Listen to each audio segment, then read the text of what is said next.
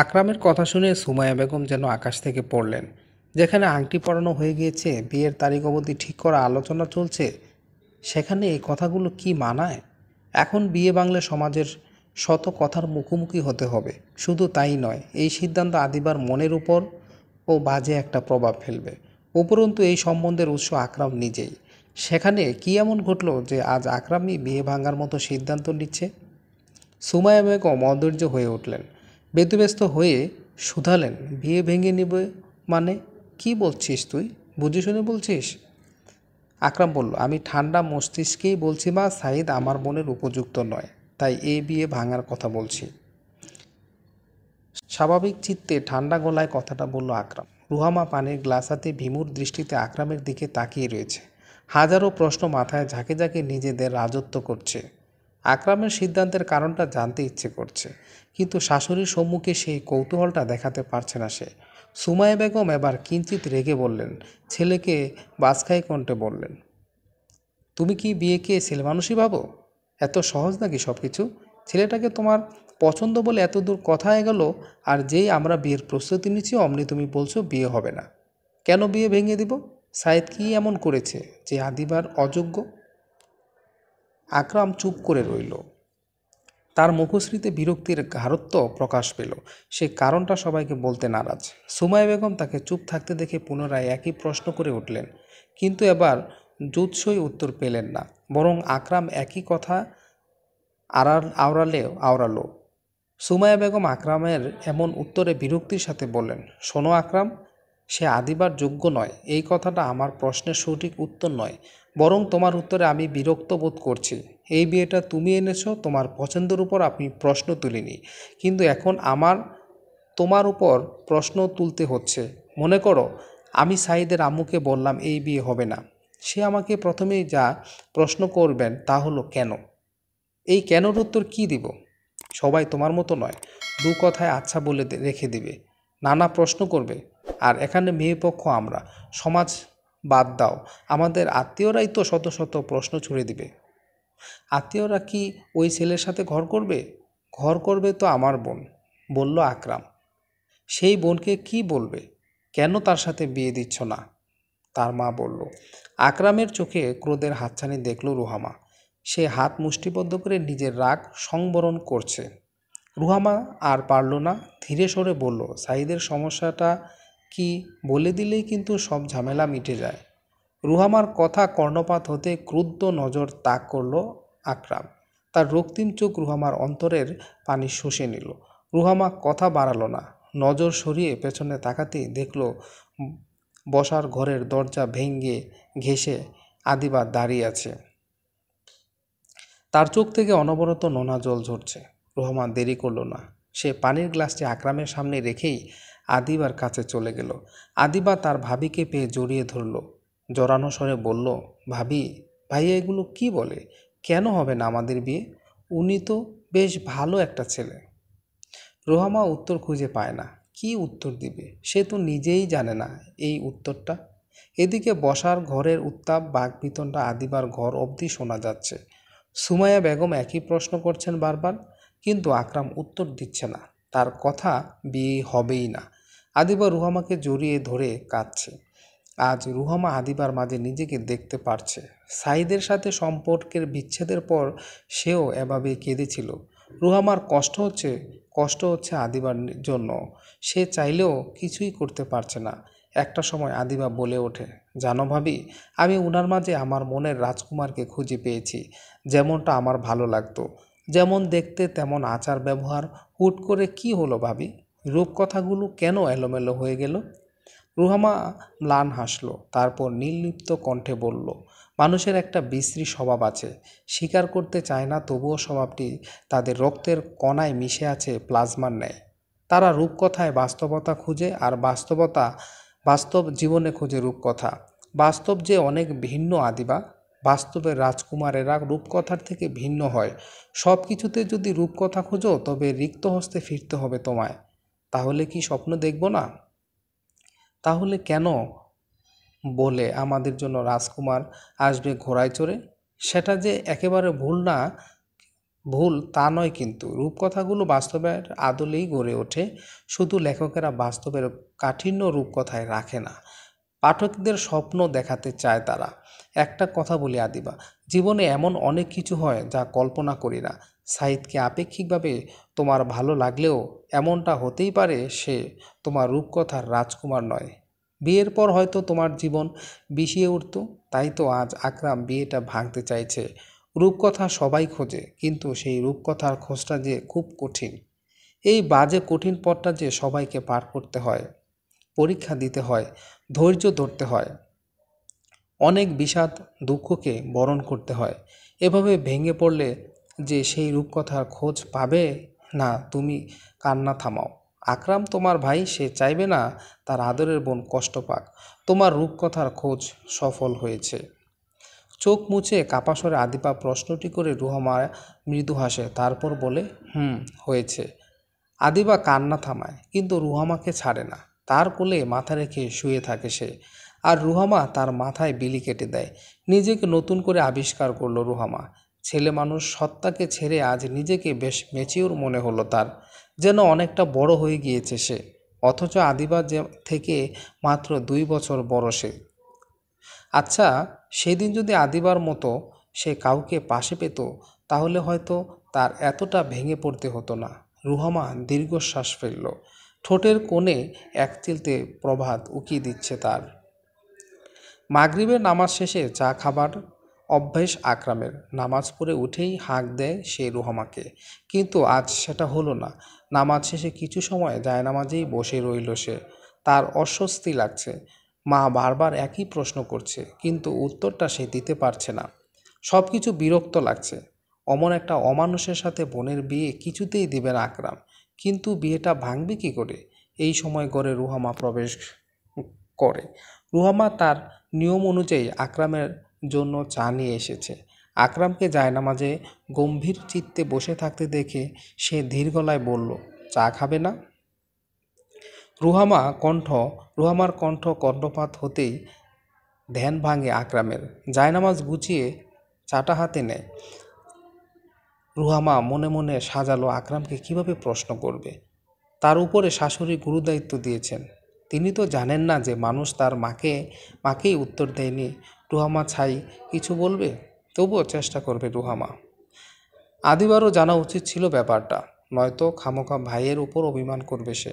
রুহামা দীর্ঘশ্বাস ফেলল, সাহস জুগিয়ে শুধালো, সাইদের সাথে বিয়েটা ভেঙে দিতে চাইছেন কেন? একটা জুৎসই কারণ ছাড়া মা তো এগোতে পারছেন না। তুমি সত্যি শুনতে চাও? বলল আকরাম। চায়ের কাপে চুমুক দিতে দিতে গম্ভীর গলায় উল্টো প্রশ্ন ছুড়ে দিল আকরাম। রুহামা কিছুটা ভরকালেও পিছপা হলেন না। সাহস করে বলল, হ্যাঁ শুনতে চাই আমি। তবে শোনো, আমি আমার বোনের বিয়ে এমন কোনো ছেলের সাথে দেব না যে আগে অন্য মেয়ের সাথে শারীরিক সম্পর্ক করার দাবি করে। আর সেই অন্য মেয়েটি যদি আমার স্ত্রী হয়, তাহলে একজন স্বামী হিসেবে সেই ছেলেটিকে মেরে ফেলতে ইচ্ছে করে। বিয়ে তো অনেক দূরের কথা। এবার তুমিই বলো, এই উত্তরটা মাকে কিভাবে দেব? আকরাম চায়ের কাপটি পাশের টেবিলে রাখল। তার মুখ ভাব বদলালো না। সে অপেক্ষা করছে রুহামার প্রতিক্রিয়ার জন্য। অপরদিকে আকরামের শীতল কণ্ঠে বলা কথাগুলো মস্তিষ্কের স্নায়ুকোষে পৌঁছাতে সময় লাগলো রুহামার। বিমূঢ় দৃষ্টিতে তাকিয়ে রইল সে। যখন কথাগুলো বুঝল, তখন সে নিজেকে সামলে রাখতে পারল না। ধপ করে বিছানায় পড়ে বসল। মাথাটা ফাঁকা লাগছে। মস্তিষ্কে কিছু সাজাতে প্রচণ্ড কষ্ট হচ্ছে তার। চেষ্টা করেও নিজেকে শান্ত করতে পারছে না সে। গলার কাছে এসে সব কথাগুলো যেন দলা পাকাচ্ছে। রুহামা অতি কষ্টে বলল, মিথ্যে কথা। আমাকে এত বড় একটা অপবাদ দিচ্ছেন কি করে আপনি? সাইদের সাথে আমার একটা প্রেমের সম্পর্ক ছিল, কিন্তু আমি কোনো পাপ করিনি। রুহামা বলতে বলতে কেঁদে ফেলল। নিজেকে শান্ত রাখা তার পক্ষে অসম্ভব।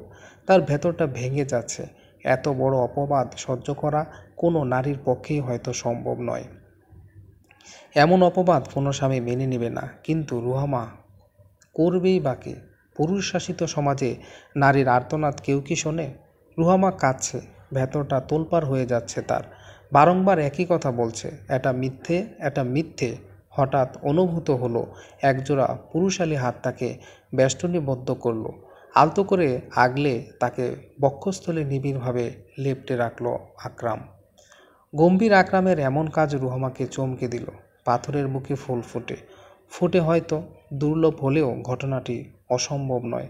সেই ফুলগুলো স্নিগ্ধ হয় আকরামের সংস্পর্শের ন্যায়। শুভ্র, স্নিগ্ধ, পবিত্র, উষ্ণ অনুভূতি। আকরাম কণ্ঠ নরম করল, তারপর বলল, আমি জানি এই অপবাদটি মিথ্যে। আকরামের কথাটা কর্ণকুহরে ঝংকার তুলল। রুহামা মাথা তুলে বলল, আপনি জানেন? তাহলে আপনি সেই কথাগুলো বললেন কেন? আকরাম ছোট একটা নিঃশ্বাস গোপন করল, তারপর রুহামাকে আজ দুপুরের সকল কথাগুলো খুলে বলল। দুপুরবেলা লাঞ্চের পরপরই অফিস থেকে বেরিয়েছে আকরাম। আজ কাজের চাপটা অনেক বেশি ছিল। একের পর এক জমি রেজিস্ট্রির কাজ করছে সে। কদিন ধরে ভেতরে ভেতরে খুব প্রেসারে রয়েছে সে। রুহামার কথাগুলো ফেলে দেবার মতো নয়। যতই হোক নিজের বোনের ভবিষ্যৎ। একটা ভুল সিদ্ধান্ত তার পুরো জীবনকে তছনছ করে দিবে। কিন্তু সে সাঈদের সাথে কথা বলার সাহস করে উঠতে পারছে না। তিক্ত ব্যাপারটা নিয়ে খুব বেশি নাড়াচাড়াও করতে পারছে না সে। সাঈদকে সরাসরি জিজ্ঞেস করাটা তার মতো মানুষকে মানায় না। আর বলবেও বা কী করে? আমার বউয়ের সাথে পূর্বের সম্পর্কের ভাঙ্গনের কারণ কি? লোকে হাসবে। এই সব অযাচিত দ্বিধা আকরামের শান্তি কেড়ে নিয়েছে। সাঈদ এখানে সাব রেজিস্ট্রার হিসেবে বছরখানেক হয়েছে জয়েন করেছে, কিন্তু ছেলেটা কাজে খুব পটু। তাই আকরামের সাথে তার সম্পর্কটা বেশ দৃঢ়। 1 বছরের সম্পর্ক আজ কেমন যেন এলোমেলো ঠেকছে আকরামের কাছে। নিজের স্ত্রীর প্রাক্তনের সাথে প্রতিনিয়ত দেখা হচ্ছে। কথাটা যতটা সহজ উপায়ে বলা যায়, অনুভূতিটা অতটা সরল নয়। এক অজানা ক্ষোভ, জ্বলন, ঈর্ষা নিভৃত মনকে দগ্ধ করতে থাকে। তাই অবশেষে নিজের বন্ধু রবিনের কাছ থেকে সাহায্য চেয়েছে আকরাম। রবিন একজন কাউন্সিলর। সে মানসিক বিভিন্ন সমস্যা নিয়ে মানুষকে কাউন্সেলিং করে। রবিনই আকরামকে বুদ্ধি দিয়েছে যেন সাঈদকে ঘুরিয়ে পেঁচিয়ে রিলেশন হাবিজাবি নিয়ে প্রশ্ন করতে। আদিবাকে তার কেমন লাগে সেই ব্যাপারগুলো খতিয়ে দেখতে। আকরামও তার বুদ্ধিতে সম্মতি প্রকাশ করে। কিন্তু সাঈদ আজ অফিসেই আসেনি, তাই আজ তাড়াতাড়ি বেরিয়ে পড়েছে আকরাম। বাসায় গিয়ে খানিকক্ষণ ভাবতে হবে কিভাবে সাঈদের সাথে কথা বলা যায়। এর মাঝে একটা ফোন আসে আকরামের নিকট। আকরামের যে বন্ধুটি তার নিকট সাহায্য চেয়েছিল জমির ব্যাপারে, সে তার সাথে দেখা করতে চায়। অনেক জোরাজুরির পর অবশেষে আকরাম তার সাথে দেখা করার জন্য রাজি হয়। রেস্টুরেন্টে বসে আছে আকরাম। তার বন্ধুটি আসতে একটু দেরি হবে, একই বিরক্ত লাগছে। উপরন্তু একা একা বসে থাকতে থাকতে মেজাজটা খানিকটা বিগড়ে গেল আকরামের। সে একটু পর পর ঘড়ি দেখছে এবং এদিক ওদিক নজর ঘোরাতে লাগলো আকরাম। হঠাৎ তার নজর আটকে গেল একটা টেবিলের দিকে। অপলক দৃষ্টিতে তাকিয়ে রইল সে। ছাইচাপা বিগড়ানো মেজাজ যেন আরও বিগড়ে গেল তার।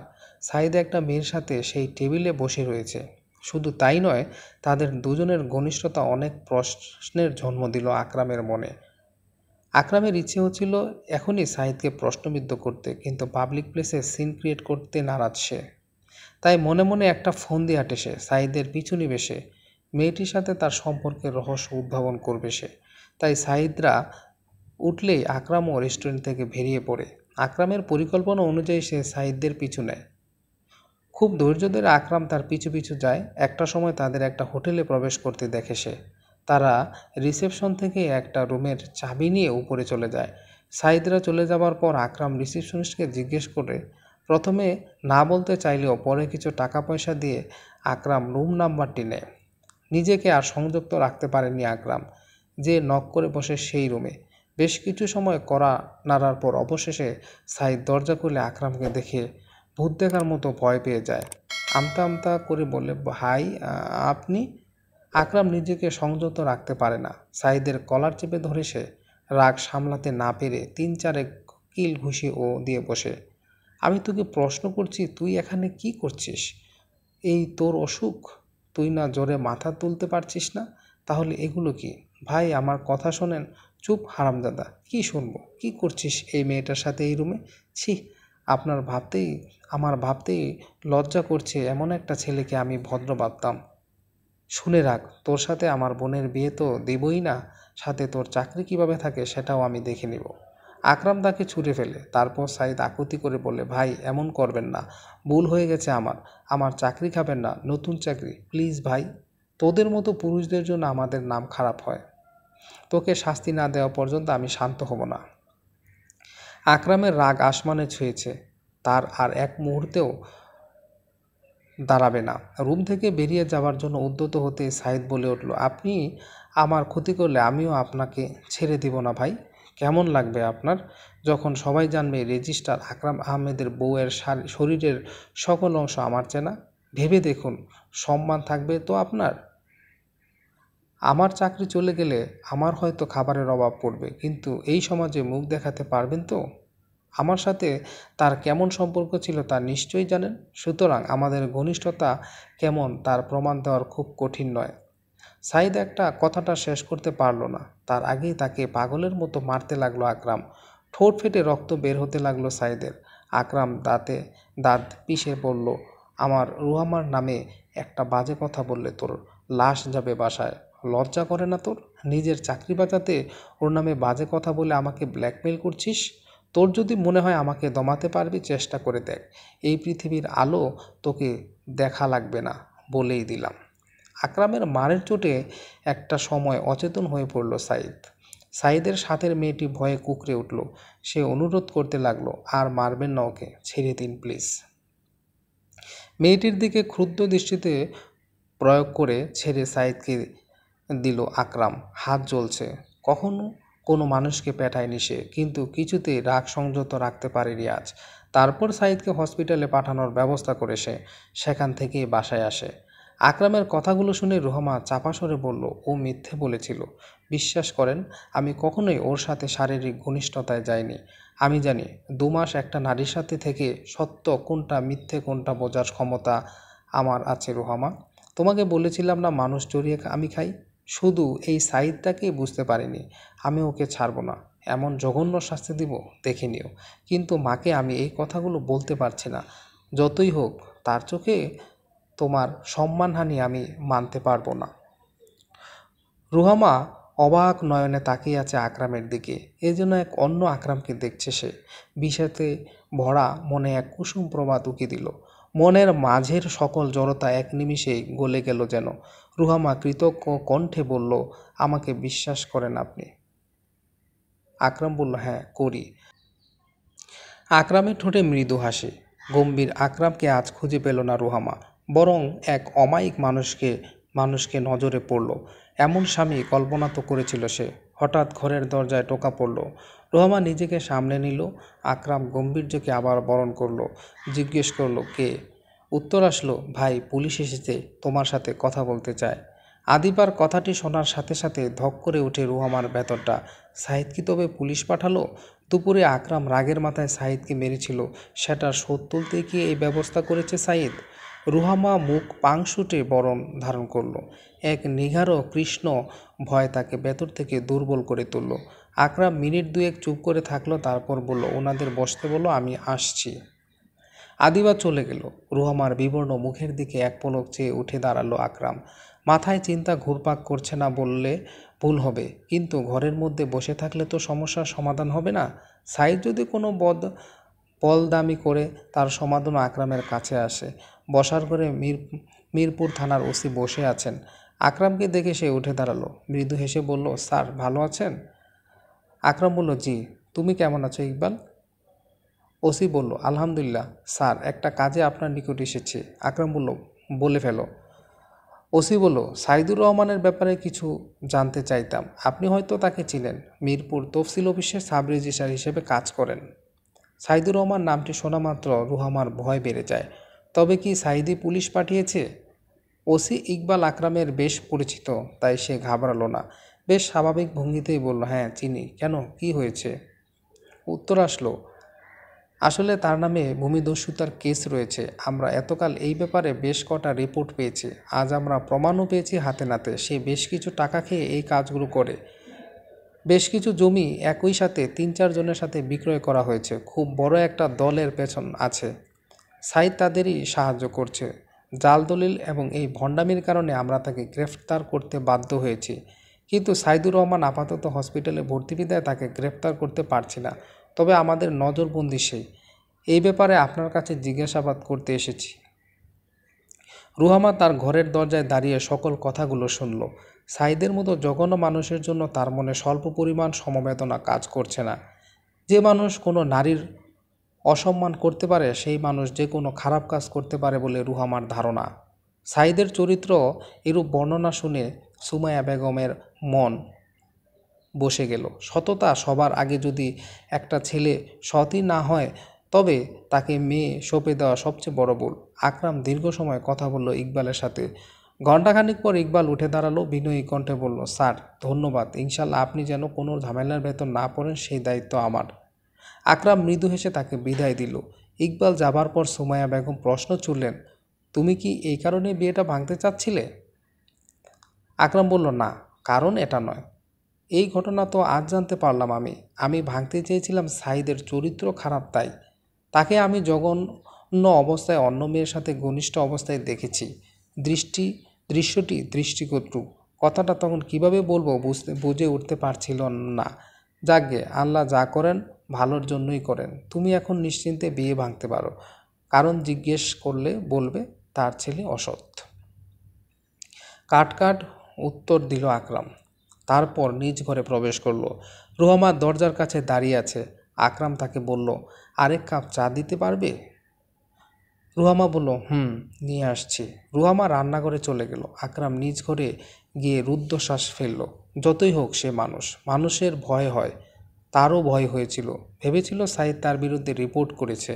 ভয়টা থানায় যাওয়া কিংবা নিজের সাদা চাকরি জীবনে কালো দাগ পড়ার নয়, ব্যাপারটা তার বউয়ের মান সম্মানের সাথেও জড়িত। সাইদকে সে মেরেছে রাগের বশে। রাগটা কেন হয়েছে এই প্রশ্নটি জিজ্ঞেস করলেই এক কথায় দুই কথায় রুহামার কথা উঠল। তখন হয়তো মিডিয়া সেটা নিয়ে একটা খবর ছাপাতো। মিরপুর তফসিল অফিসের রেজিস্ট্রার স্ত্রীর প্রাক্তনকে মারার কারণে জেলে আটক।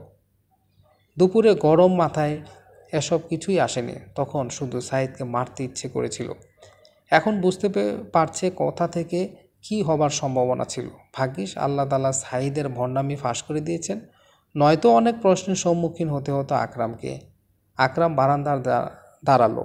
আজ শীত তুলনামূলক বেশি পড়েছে। চাটা পেলে ভালো হতো। ঠিক তখনই রুহামা এক কাপ চা হাতে উপস্থিত, নরম গলায় বলে, আপনার চা।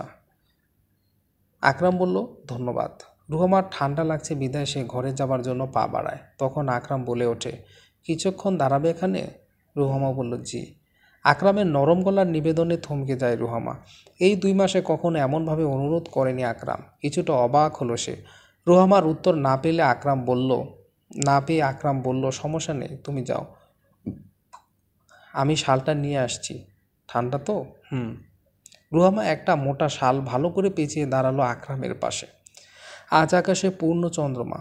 ঝিরিঝিরি শীতল বাতাস ছুঁয়ে যাচ্ছে রুহামার মুখশ্রী। সাপের ন্যায় চুলগুলো অবাধ্য হয়ে উঠছে, মাঝে মাঝে আছড়ে পড়ছে মুখের উপর। কালো আকাশের মেঘের ফাঁকে শীতলের চাঁদের আলো গলে পড়ছে তাদের বারান্দায়। আজ রাতে জ্যোৎস্না বিলাসের জন্য উপযুক্ত। রুহামার ইচ্ছে ছিল বিয়ের পর বরের সাথে জ্যোৎস্না বিলাস করবে, কিন্তু সেই ইচ্ছেটা ইচ্ছেই রয়ে গেল। কখনো সাহস করে আকরামকে বলা হয়নি। হয়তো বললেই বলতো, তুমি এত ছেলে মানুষ কেন রুহামা? রুহামা অপলক দৃষ্টিতে চন্দ্রমাকে দেখছে। হঠাৎ আকরাম বলে ওঠে, জানো রুহামা, আমার কখনো বাচ্চা মেয়ে বিয়ে করার ইচ্ছে ছিল না। মাকে সব সময় বলতাম বাচ্চা মেয়ে আমার অপছন্দ, পারলে আমার সমবয়সী কাউকে খোঁজো। সেটার কারণ ছিল আমার এক বন্ধু তার থেকে ছোট একটি মেয়েকে বিয়ে করেছিল। তাদের মাঝে হাজারো অমত। একটা সময় তাদের বিচ্ছেদ ঘটে। সময় পাল্টাচ্ছে। আমি বড্ড সেকেলে মানুষটা।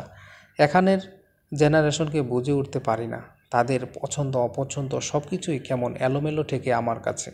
ফলে আমারও পরিণতি আমার বন্ধুর মতোই হবে। আমি বিচ্ছেদ খুব ভয় পাই। বিনা ছুরিকাতে হত্যার মতো লাগে আমার কাছে। কিন্তু মা পছন্দ করলেন তোমাকে। 9 বছরের ছোট একটা মেয়েকে যখন তোমাকে প্রথম দেখেছিলাম না চাইতেও মন দিয়ে বসলাম। আসলে এই ভালোবাসা, ভালো লাগার ব্যাপারগুলো তো নতুন আমার কাছে। তোমার সেই লাজুক চাহনি, মৃদু হাসি এত স্নিগ্ধ লেগেছিল, কিন্তু এই অনুভূতির সাথে গাঢ় ভয়ও আমাকে তাড়া করেছিল। তোমার কি আমার মতো বুড়োকে ভালো লাগবে? আমি সুন্দর করে কথা বলতে পারি না, খ্যাটখ্যাট করি প্রচুর।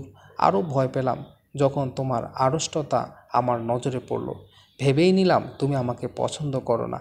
কিন্তু সেদিন যখন তুমি বিনা জড়তে আমাকে সাঈদের কথাগুলো বললে, কেন জানি মনে হলো তুমি আমাকে একটু হলেও মনে জায়গা দিয়েছ। আজ যখন সাঈদও তোমার নামে খারাপ কথা বলছিল, আমারও একটু ভালো লাগছিল না, কারণ রাগ হয়েছিল। আমি সেই সময়ে বুঝতে পেরেছি শুধু তোমাকে ভালো লাগে না, অজান্তেই ভালোবেসে ফেলেছি তোমাকে। মনের ভেতরে কথাগুলো জমিয়ে রাখতে পারলাম না, বলে দিলাম। আমার মতো মানুষকে ভালোবাসতে তোমার আপত্তি থাকতেই পারে, বলে দিতে পারো। আমি জোর করার মানুষ নই। আচ্ছা আকরাম, আমার বয়স হলে কি আপনার এই ভালোবাসাটা কমে যাবে? প্রশ্ন করল রুহামা। রুহামার প্রশ্নে মৃদু হেসে আকরাম বলল, তারপর বলে, এই জন্যই তো তোমার সাথে কথা বলতে চাই না। এত বোকা কেন তুমি? ভালোবাসা কি সেভাবে হয় নাকি? তাহলে তো সবাই বুড়ো হলেই তার পার্টনারকে ছেড়ে দিত। ভালোবাসা তো মন থেকে হয়। রুহামা বলল, তাহলে আপনার কেন মনে হলো আমি আপনার থেকে বড় হওয়ার জন্য আমি আপনাকে ভালোবাসবো না? আপনাকে আমি খুব শ্রদ্ধা করি জানেন। আপনার সততাকে আমার ভালো লাগে।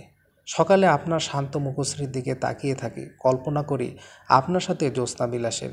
কিন্তু ওই খ্যাটখ্যাটে স্বভাবের দরুন বলা যায় না। এই 2 মাসে আপনার জন্যে আপনার পরিবারকে ভালোবেসেছি। আমার আপনাকে খুব ভালো লাগে আকরাম। শুধু আগাতে পারিনি, ভেবেছি আমার হয়তো আপনার সর্বগুণ সম্পন্ন মেয়ে পছন্দ। আমার মাঝে তো শুধুই ভুল। আশা করি আমার উত্তরটা পেয়েছেন। আকরাম আবারও মৃদু হাসল, কি অমায়িক হাসি, তার চোখেও যেন হাসছে। রুহামার বাবা বলেছিল, যাদের চোখ হাসে তারা স্বচ্ছ মনের মানুষ। কথাটা মিলে গেছে। আকরাম বা হাতটা বাড়িয়ে মৃদু কণ্ঠে বলল, আজ পূর্ণচন্দ্রিমা, জ্যোৎস্নাবিলাস করবে? হুমায়ুন স্যারের বইয়ে পড়েছিলাম, প্রিয়তমার সাথে জ্যোৎস্নাবিলাস নাকি খুবই সুখময়। করবে আমার সাথে জ্যোৎস্নাবিলাস? রুহামা অজান্তে লজ্জায় লাল হয়ে উঠল। সে ভেবেছিল তার রূপকথার খোঁজ হয়তো অপূর্ণই থাকবে। একটা সময় সাঈদের মাঝে রূপকথার খুঁজত, ভবিষ্যতের সুখের হাতছানি খুঁজত, কিন্তু সেসব কাচের মতো ভেঙে গিয়েছিল। তারপর আকরাম তার জীবনে আসে, কিন্তু লোকটির গভীরতা তাকে এলোমেলো করে দিয়েছিল। ভেবেছিল রূপকথার খোঁজার পথই হারিয়ে ফেলেছে রুহামা।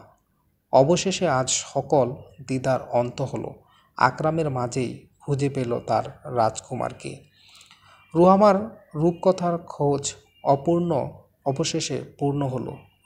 রুহামা আলতো ঘাতে আঁকড়ে ধরল আকরামের হাত, চাপা স্বরে বলল, করব। আজ রাতটি শুধু আমাদের। সমাপ্ত। গল্প রূপকথার খোঁজে লিখেছেন মুশফিকা রহমান মৈথি।